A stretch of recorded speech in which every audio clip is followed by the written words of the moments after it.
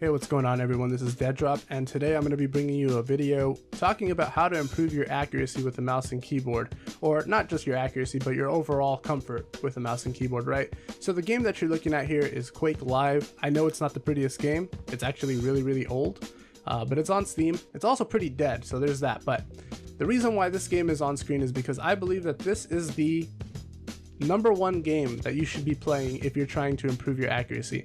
And it doesn't matter if you're playing against opponents or if you're playing against bots. Okay, this is a match against 2 bots because, like I said, the game is pretty dead, but this is a match against 2 bots set on nightmare difficulty, so they will kill you. You can lose, especially if you don't know what you're doing, if you're new to PC gaming, if you're new to mouse and keyboard. And now you might be asking yourself, yeah, I want to build a PC, but why do I have to play with mouse and keyboard? Like, I'll just use a controller, right? I can play how I want. You can. But the problem with this is that not every game has, aim assist for controllers, and controllers, as I'm sure most of you guys probably know, are not as accurate as a mouse and keyboard. That's the reason why most people will use a mouse and keyboard on PC. That's like the main reason why mouse and keyboard is better in FPS games in comparison to a controller, right? There's a whole lot of different things that you can go into that I could go into in this video, but to keep it nice and concise, I'm not even going to bother talking about that type of stuff. So why do I believe that Quake is the #1 game to improve your accuracy in? Well, Quake makes you do every type of aiming that you're ever going to need in FPSs, and not just FPSs, but like any type of game, right? If you want to play League of Legends, you have to be able to accurately click on the minions to get the CS. You have to accurately be able to click on the Malphite or whatever in the middle of a team fight. You have to accurately be able to click on all the different heroes that you see in Dota 2. You have to accurately be able to click on your units in StarCraft 2. You have to accurately be able to click on the enemy's units in StarCraft 2. So these are all things that rely on mouse accuracy, right? And if you don't have mouse accuracy, well, you're gonna get fucked. So, like I said, Quake makes you practice every type of aiming that you will ever need. So what are those types of aiming? Or what is that type of aiming? What are the different classifications of aiming? Aiming is just aiming. Well, actually, no. There's different styles of aiming, or different ways to aim, right? You can use tracking, which is what the lightning gun in this game makes you do, which is basically tracking your target in space, keeping your reticle, the crosshair, over the target as long as possible while they're strafing, while they're jumping around. Now, the reason why the lightning gun is good at this is because, or good for this, is because the lightning gun doesn't really do a whole lot of damage if you can't aim. If you can't reliably keep your crosshair on the target, it's not going to do any damage. And the wonderful thing about Quake is that there's no recoil, so wherever your cursor is placed, wherever your crosshair is placed, that's exactly where the bullets are going to go. Okay, you don't have to worry about things like recoil. You don't have to worry about things like view kick or bullet drop that you have in other games like Counter-Strike, Call of Duty, Battlefield, so on and so forth, right? So the lightning gun, wherever your cursor's pointed, that's exactly where the shots are going to go.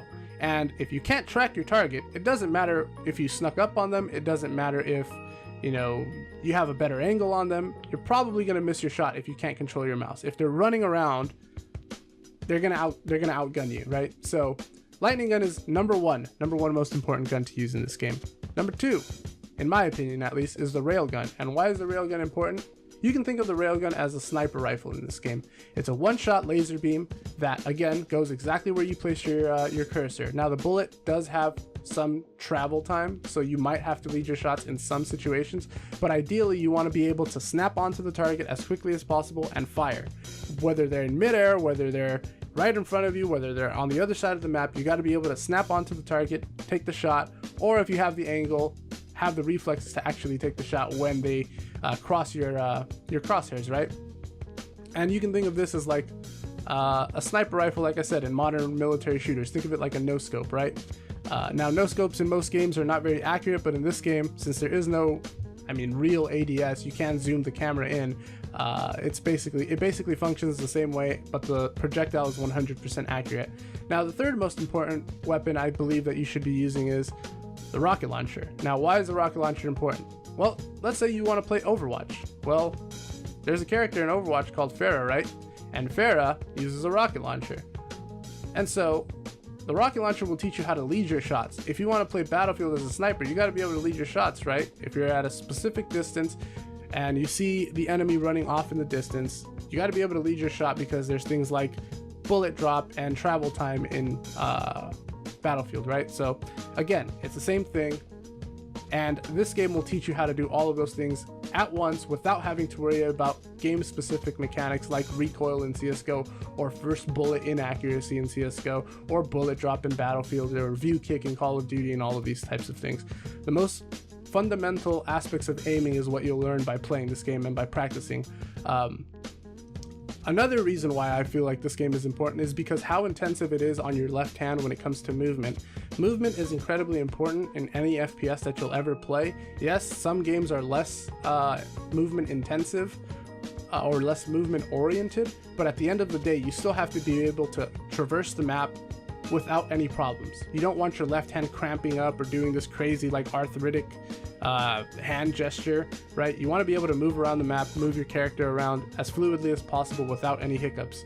And this game, movement is incredibly important. You got to be able to strafe jump, you got to be able to bunny hop, you got to be able to strafe in the middle of a gunfight. All of these types of things you will learn by playing this game, and by the end of it, you will have a solid left-hand foundation and a solid right-hand foundation. When you're playing, don't worry about things like, oh, I'm going negative. Don't worry about things like, oh, my accuracy is only 40% with this gun. It should be higher. Like, take it easy on yourself.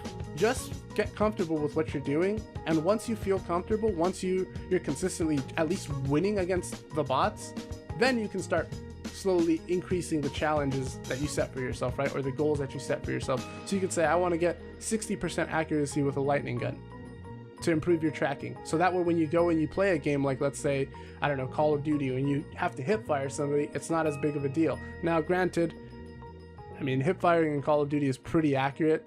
The spread is pretty wide, but at the same time, it's still pretty accurate, especially when you have things like laser sights or whatever that increase your hip fire accuracy. But at the end of the day, you still have to be able to do the most basic thing.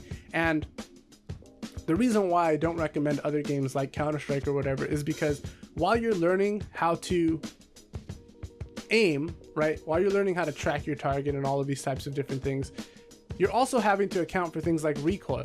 So you don't actually know if your bullets are hitting, if you're messing up with the recoil management, if your target is moving around too fast. There's too many variables there. You want to keep it as simple as possible, as concise as possible, so when you aim, the bullet goes where you aimed, and if it hits, great, and if it doesn't, improve. And again, this stuff doesn't just apply to FPS games, this applies to every kind of game. So you should probably, if you want to play games like StarCraft, if you want to play games like League of Legends, if you want to play Dota 2 or whatever, you really need to work on your mouse accuracy. And you also need to work on your left hand dexterity, right? When you're playing League of Legends or Dota 2, there's a bunch of different hotkeys that you have to be pressing. StarCraft especially, right? You want to have like 300 APM like some of the pros. You got to be able to get to that. You got to have a dexterous left hand. And so I feel like Quake will at least give you the foundation to build upon, right? It's the crawling before you can walk, before you can run thing. That way you're not thinking about a billion different things that are going on the screen, how many players there are on the enemy team. It's just bots, dude. It doesn't matter if you lose, especially when you're new. Just play the game, have fun that you're, or enjoy the fact that you're learning something new, and go from there. So with that being said, I'm gonna leave a link down below in the description to where you can pick this game up on Steam. Again, like I said, it's $10. If you don't want to do that though, you can always just, play a single player game that you've already played before. Like I said, I've played through the Call of Duty 4 campaign when I first got onto PC gaming to kind of get my, get my head around it. And that worked for me, and then I switched to Quake Live, and then suddenly my accuracy got way better. Now granted, it's probably not very good in this video because I really haven't been using the mouse and keyboard to be playing FPSs. I don't really play a whole lot of FPSs anymore just because there's not a whole lot of FPS games that interest me, but with Battlefield 1 right around the corner, I'm definitely getting that, and I'm definitely interested in being good at that game, right? I don't want to be some bottom of the scoreboard, I guess, scrub, if that's what you want to call it. I want to at least be able to hold my own, and so I've been sitting here and playing this game and just trying to get my accuracy back to what it used to be. And so if you're thinking about building a PC, but you're kind of hesitant as far as like, how am I going to play these games? Well, I mean, this is the answer for you. There's other ways that people suggest, you can go into a Counter-Strike Global Offensive custom map and practice there, but like, why would you play 4 or 5 different games to practice different kinds of aim when you can just play one and practice them all, and then when you want to switch over to Overwatch, it's not a surprise. When you want to switch over to TF2, it's not a surprise. When you want to switch over to Battlefield, it's not a surprise, right? So, you know, with that being said, leave any questions or comments or critiques that you have down below in the comment section. Leave a like if you liked the video, leave a dislike if you disliked the video. Let me know how I can improve it, or let me know where I was wrong with something that I said. And with that being said, I hope you guys enjoyed it, and I'll talk to you guys later.